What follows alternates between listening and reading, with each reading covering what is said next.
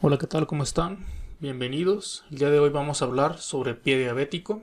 Mi nombre es Salvador Contreras Cornejo y están en su canal Medicina Interna SCC. Después de este pequeño intro, comenzamos.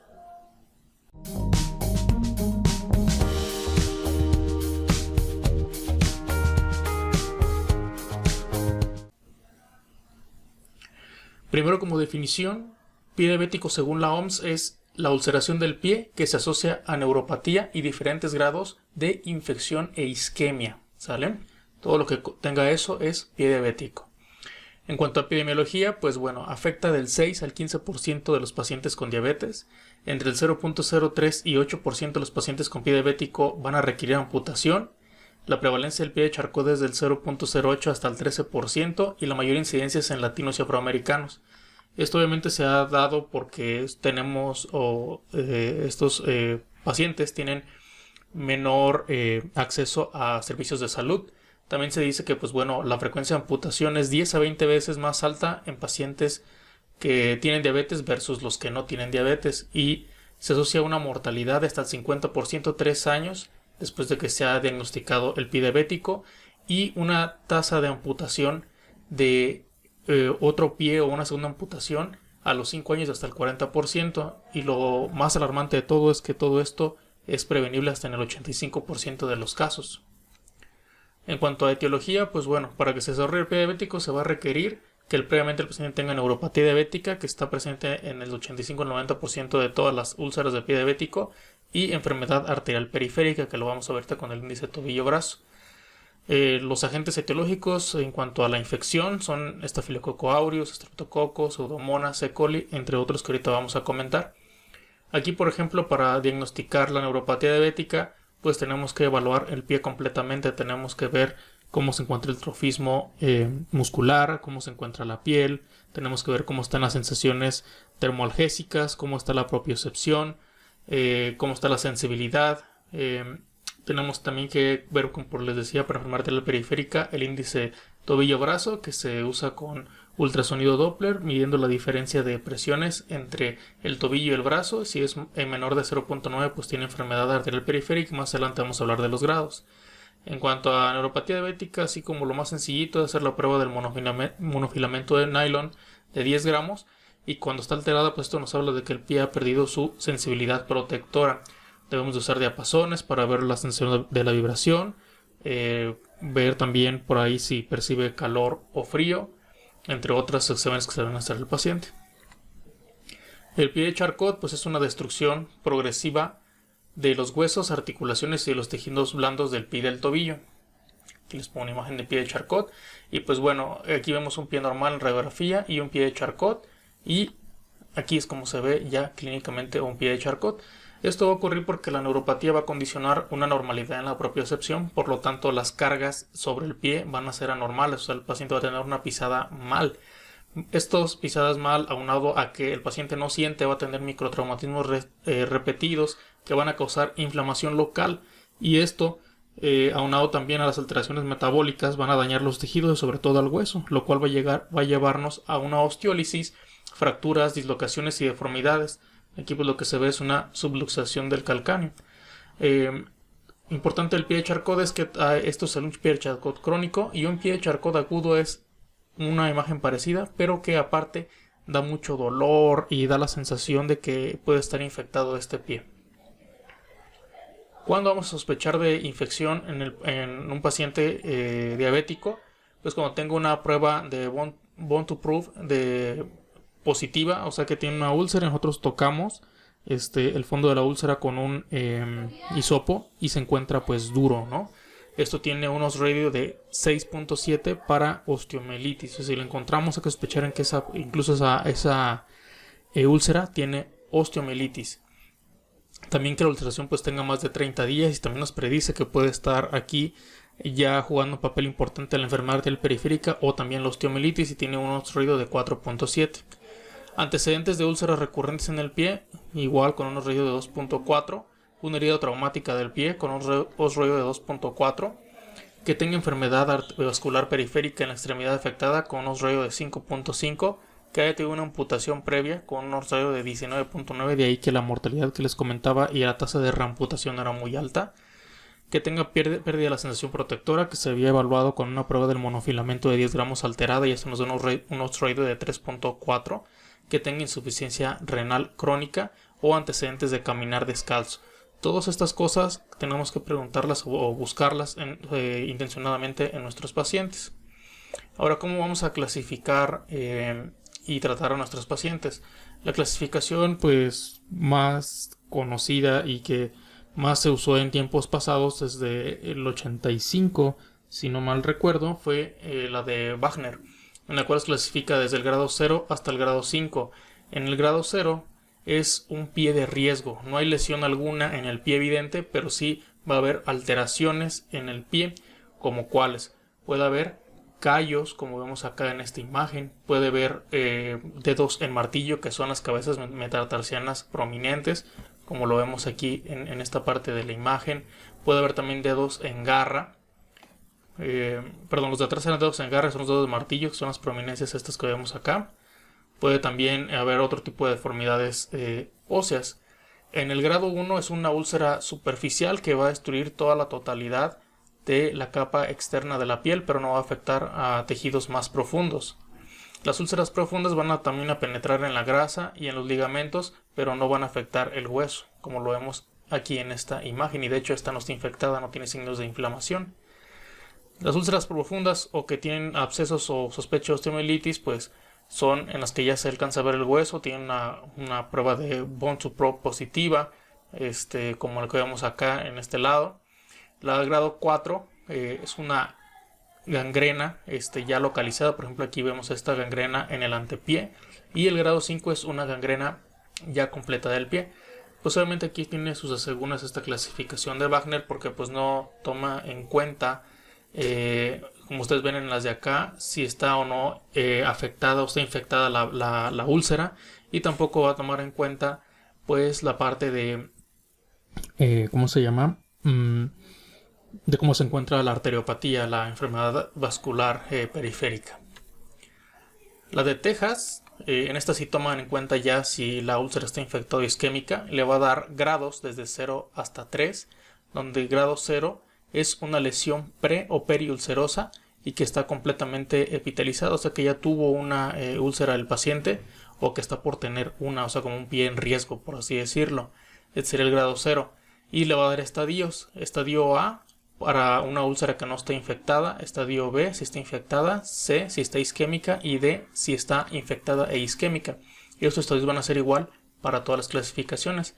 En el grado 1 hay una herida superficial, pero no afecta tendón, cápsula o hueso. En el grado 2 afecta el tendón o la cápsula, y en el grado 3 ya penetra el hueso o la articulación. La clasificación de Wi-Fi nos va a dar también 3 grados. Y lo que se va a evaluar en la W va a ser la presencia de la úlcera y de gangrena. En la I, el índice de tobillo-brazo, y la FI, si está infectada o no. En cuanto a la úlcera, en el grado 0, pues no hay úlcera, solamente hay dolor isquémico en reposo, por lo tanto no va a haber gangrena, pero ya vamos a ver alterado el índice tobillo-brazo, que quedamos que el diagnóstico era menor de 0.9, entonces aquí se va a encontrar entre 0.8 y 0.9 y no va a estar infectada. En el grado 1 va a haber una úlcera superficial, pero no va a haber compromiso óseo, excepto si está ya involucrada una falange. Aquí tampoco va a haber gangrena, la infección va a ser leve, va a haber un eritema alrededor de la úlcera mayor de 0.5, pero menor de 2 centímetros, ¿de acuerdo? Va a estar afectada la piel y el tejido celular subcutáneo, y el índice tobillo-brazo se va a encontrar entre 0.6 y 0.79. En el grado 2 va a haber una úlcera profunda con exposición ya ósea, generalmente no va a involucrar el talón y no va a haber compromiso del calcáneo. Aquí ya puede haber gangrena localizada, por ejemplo en los dedos. El índice de tobillo-brazo se va a encontrar entre 0.4 y 5.9. Puede haber una infección ya moderada que va a incluir la piel, el tejido celular subcutáneo y el hueso, y un eritema mayor de 2 centímetros. Y en el grado 3 va a haber una úlcera profunda en el antepié, o en el medio pie o en el calcáneo, cualquiera de estos sitios, con gangrena extensa, ya sea en una o dos partes, y un índice tobillo-brazo menor de 0.39, y la infección pues ya va a presentar datos también de respuesta inflamatoria sistémica. La clasificación de PEDIS e ITSA, que pues bueno, son muy parecidas en el aspecto de lo que van a evaluar. PEDIS pues va a evaluar, por ejemplo, aquí la P de profundidad, la P de perfusión, va a evaluar la E de extensión, la D de deep, que es profundidad, la I de infección y la S de sensación, que va a evaluar la neuropatía. También dependiendo de los puntajes que le van a dar, le van a dar un grado, ¿no? Del 1 al 4 y que va a equivaler a un ITSA no infectado para el 1, infección leve para el 2, infección moderada para el 3 y severa para el 4. Por eso los voy a mencionar juntos y también pues va a ser importante para elegir el tratamiento adecuado para nuestro paciente. En el PEDIS 1, ITSA no infectado, pues no va a haber ni signos ni síntomas de infección. En el grado leve, lo que se va a encontrar es una infección presente que va a estar definida por la presencia de al menos dos de las siguientes características, como son hinchazón e induración local, eritema, sensibilidad o dolor local, calidez local y secreción purulenta. También vamos a tener, por ejemplo, en el PEDIS 2, infección moderada. Es una infección que solo se va a localizar en la piel y en el tejido subcutáneo. Hay eritema, pero como les decía, debe ser mayor de 0.5 pero menor de 2 alrededor de la úlcera, y deben excluirse otras causas de respuesta de estos síntomas en el pie, por ejemplo un charcot agudo, como les comentaba, gota, un traumatismo, fracturas. En el grado que sigue va a haber el eritema mayor de 2 centímetros, se va a involucrar estructuras más profundas, va a haber osteomielitis, puede haber abscesos, etcétera, o fascitis, pero no va a tener datos de respuesta inflamatoria sistémica. Y en el grado 4 de PEDIS o severo va a haber una infección que va a tener datos de respuesta inflamatoria sistémica. Como ustedes saben, tiene que tener más de 2 de los datos, que puede ser hipotermia o puede ser fiebre, puede ser frecuencia cardíaca mayor de 90, puede ser una frecuencia respiratoria mayor de 20 o una PCO2 menor de 32, leucocitos mayor de 12.000, menor de 4.000 y con más de 10% de bandas o bastones. Bueno, pues por ejemplo aquí, ¿por qué se usa más ITSA o PEDIS? Porque esta se ha evaluado ya en muchos estudios y pues bueno, va a predecir la necesidad de hospitalización. Por ejemplo, en el estadio 0, que no hay infección, hasta el 4% puede requerir hospitalización. Esto es si progresa mal, ¿no? Para infección leve, igual de 4%. Para infección moderada del 52%, para infección grave del 89%. Y los riesgos en cuanto a amputación de la extremidad va a ser de 3% si no hay infección, va a ser de 3% para infecciones leves, de 46% para infecciones moderadas y de hasta el 70% para infecciones ya más graves. El índice tobillo-brazo, como les comentaba, pues son los niveles de la obstrucción o cómo se va a interpretar. Lo normal pues es de 0.9 a 1.30. Si tiene más de 1.30 es que pues a lo mejor está calcificada la arteria, y estos grados son los que están ilustrados por ejemplo en la clasificación de Wi-Fi, que es de 0.6 a 0.89 obstrucción leve, de 0.4 a 0.59 moderada y menos de 0.4 una obstrucción severa. ¿Cuándo vamos a hospitalizar a un paciente? Aquel que tenga un ITSA un PEDIS 3 a 4 o un ITSA moderado a grave. Estos pacientes, pues todos los que tienen infección grave, que va a ser un PEDIS 4 o un ITSA grave, son aquellos pacientes que se deben de hospitalizar siempre. Cuando los del 3, cuando tengan algunas características especiales, por ejemplo que no tengan apoyo domiciliario, que tengan asociado a una enfermedad arterial periférica pues severa, cualquier paciente que no pueda cumplir un régimen ambulatorio por razones psicológicas, por ejemplo que tenga alguna patología psiquiátrica, o sociales, por ejemplo un paciente que no tiene hogar, deben hospitalizarse inicialmente. Si no cumplen con alguno de estos criterios, se le puede dar terapia ambulatoria. Paciente que tiene un pie infectado, pues siempre hay que mandarlo a cultivar, y esto se debe hacer siempre que llegue el paciente. Se le hace la curación del pie, se debe debridar todas las áreas callosas o necróticas, debe de limpiarse bien y llegar hasta el fondo de la úlcera. Y en el fondo de la úlcera se puede tomar una biopsia, se puede hacer curetaje o raspar el fondo de la úlcera con bisturí. Se debe poner en medios de cultivo estériles especiales y mandarlos al laboratorio de inmediato, incluso antes de iniciar el antibiótico. En cuanto a los antibióticos, pues para decidir a quién darle es el que tiene pues datos de infección. No vamos a tratar a un paciente que tiene un pie no infectado. Aquí, por ejemplo, para elegir hay que preguntar si hay probabilidad de que tenga un estafilococo MRSA positivo resistente a metilciclina, que va a incluir algunos pacientes que tienen infecciones pues ya graves. Sí, también hay que ver si el paciente ha recibido antibióticos en el pasado. Si no ha recibido antibióticos previamente por pie diabético, con que se le dé cobertura por gram positivos, por ejemplo con dicloxacilina, estaría bien, pero si ya se le ha dado antibióticos, se le debería dar también cobertura para gram positivos. Repito, si ya recibió antibióticos, hay que cubrir gram negativos. Si no ha recibido antibióticos, con solo cubrir gram positivos es adecuado. También hay que ver si el paciente tiene riesgo de haber contraído pseudomonas, y esto es si el paciente, por ejemplo, vive en lugares húmedos o estuvo ese pie en contacto con agua pues que no esté limpia, ¿no? Y aquí podemos considerar pues dar terapia antipseudomonal de manera empírica, y también pues ver cuál es el grado de afección, porque de esa forma también pues se van a dar los antibióticos empíricos.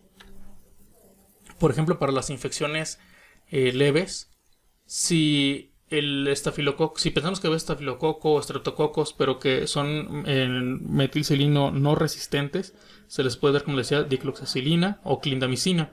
Otras opciones pueden ser levofloxacino, cefalexina o amoxicilina clavulanato. Si pensamos que puede tener en una infección leve, por las características que ya les comenté, un germen metilcilino resistente, un MRSA, podemos darle dicloxacilina, doxiciclina, trimetoprim-sulfametoxazol. ¿De acuerdo? Para infecciones moderadas, se les va a dar un régimen oral o intravenoso inicial y luego pasarlo oral. O en las infecciones severas, siempre debemos iniciar primero con antibióticos parenterales. Entonces, para estos dos rubros, lo que hay que pensar igual es si el germen es metilcilino resistente o no. Si no es metilcilino resistente, que va a cubrir a estreptococos, estafilococo, MSCA, enterobacterias y anaerobios obligados. Podemos darle levofloxacino, cefoxitina, ceftriaxona, ampicilina sulbactam, moxifloxacino, ertapenem, tigecyclina, levofloxacino o ciprofloxacino con la clindamicina. Esto para cubrir a todos los gérmenes que pueden estar asociados. Incluso se puede decidir darle imipenem, cilastatina. Si creemos que es MRSA, darle linezolid, daptomicina, vancomicina. Si creemos que es pseudomonas, hay que dejar piperacilina, tazobactam.